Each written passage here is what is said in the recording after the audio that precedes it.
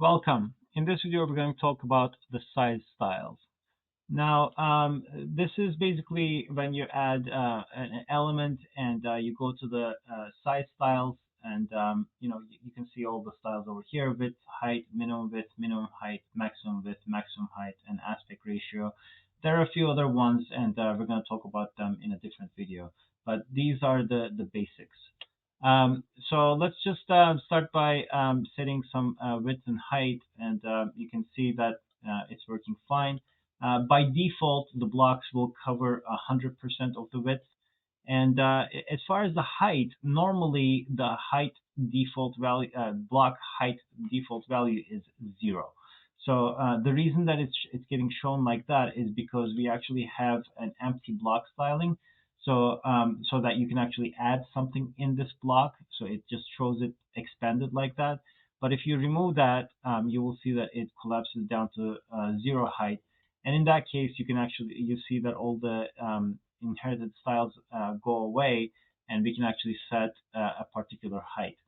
So let's set a background color, and so that we can see where this block is. All right, so we now have a particular height, and we can set the width as well. So one thing to note here is the unit.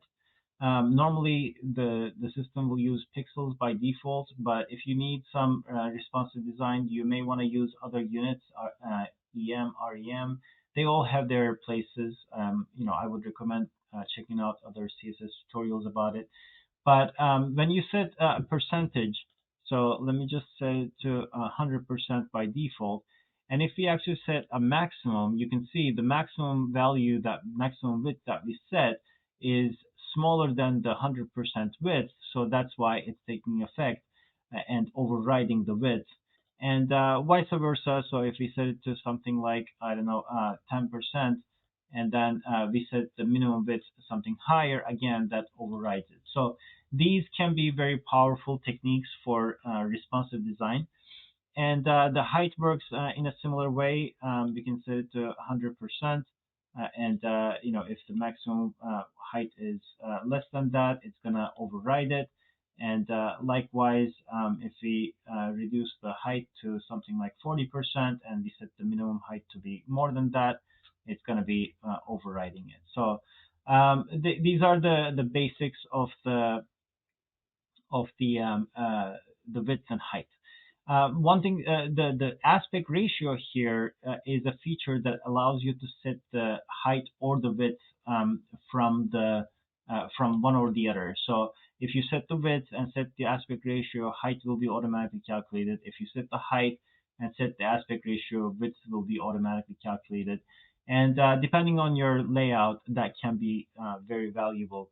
So in this case, let's try to set, for example, about this much.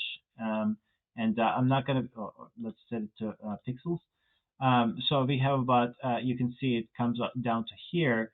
And if we set an aspect ratio of, for example, 16:9 and don't set the height, then you can see it gets set automatically based on that.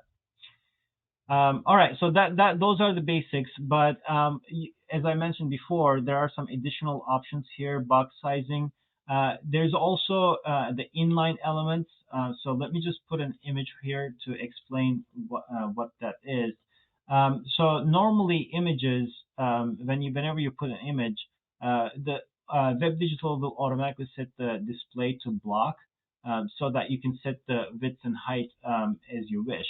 But if you remove that, you see that it becomes an inline element, and images are actually not exactly inline elements; they're replaced elements. So they actually have somewhat different rules than the inline elements. But regardless, if you want to make sure that you can size images properly, you may want to set it to block display. And then you can use object fit and aspect ratio for other options. And we have other videos also about flex children and grid children that impact the size, and those are going to be in different videos. Thank you very much for watching.